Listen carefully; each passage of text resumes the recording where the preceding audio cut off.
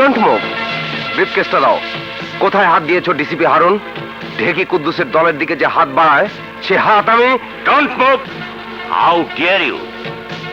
Colonel তুফানের ছেলের দিকে পিস্তল তাক করেছো। Now get ready to say good by.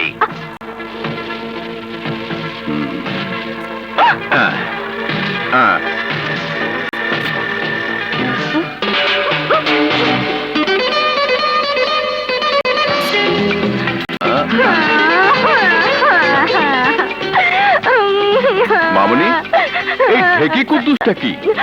ওটা সন্ত্রাসী নামের অলংকার। তুমি আমার চুলমুচ করলে কেন? দাদু দাদু, বাবাকে কিছু বলো না, বলো না। যদি গুলি চালাতাম তাহলে কি হতো?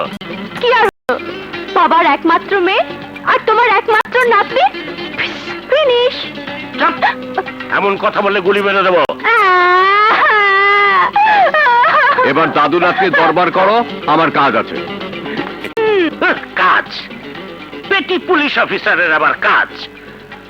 কোটি কোটি টাকার ব্যবসা বাণিজ্য ফেলে চাকরি করে, পোকা বাছার চাকরি।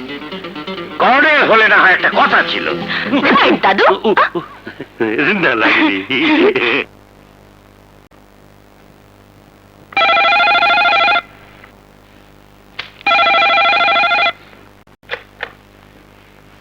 ইয়েস, ডিসিপি হারুন বলছি। স্যার, পোস্টমর্টেম রিপোর্ট পাওয়া গেছে। ডক্টর সায়ানাইড ক্যাপসুলের বিষক্রিয়ায় মারা গেছে। ফাইল ছবি থেকে জানা গেছে ওর নাম রোহিঙ্গা নাসের বক্ত, বর্মী নাগরিক। আর কোনো তথ্য? লোকটা কোকেন সেবী ছিল। ঠিক আছে, পোস্টমর্টমের রিপোর্টটা পাঠিয়ে দাও।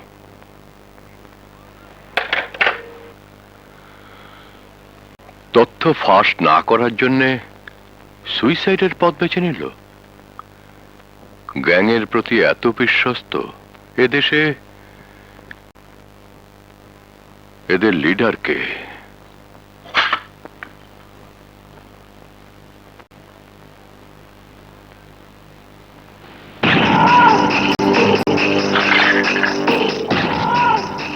রোহিঙ্গা নাসের বক ড্রাগের ফর্মুলা নিয়ে আমার কাছে আসছে।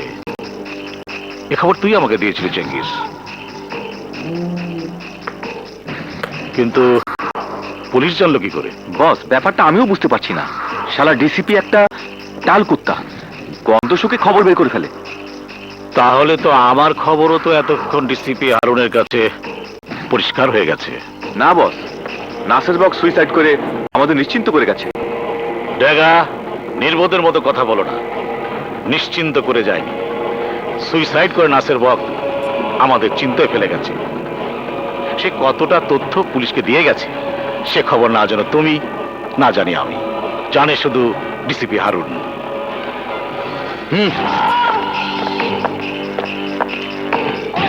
না না, ছেড়ে দাও, ছেড়ে দাও। দেশ জানে, বিদেশ জানে, এদেশের সুশীল সমাজ জানে তারা শৈব একজন সমাজ দরদি, সৎ এবং স্বচ্ছ ব্যবসায়ী। সুতরাং আমার কালো ব্যবসাটাকে পর্দা দিয়ে ঢেকে দাও।